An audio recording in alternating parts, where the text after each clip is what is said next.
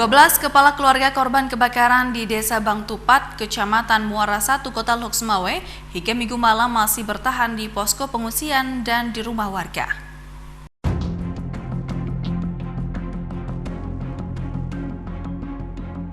Sejumlah warga masih mengais puing-puing sisa kebakaran untuk mencari harta mereka yang terbakar saat terjadi kebakaran Jumat malam lalu yang menyebabkan warga kehilangan tempat tinggal. Kebakaran ini menyebabkan 42 jiwa dari 12 kepala keluarga kehilangan tempat tinggal, sementara 32 rumah lainnya terimbas dari kobaran api. Musibah ini menyebabkan mereka terpaksa mengungsi ke posko pengungsian sementara yang dibangun oleh desa. Untuk kebutuhan hidup, para korban ini mendapat bantuan dari warga maupun dermawan lainnya. Mariana, salah seorang korban kebakaran, mengatakan api berasal dari arus pendek listrik di rumahnya. Kejadian ini diketahui setelah api mulai terlihat di atap rumah dan mulai menjalar ke rumah lainnya yang berhimpitan.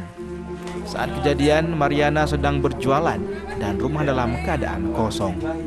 Mariana sempat mencoba menyelamatkan harta benda, namun api yang cepat membesar menyebabkan seluruh harta benda ludes terbakar.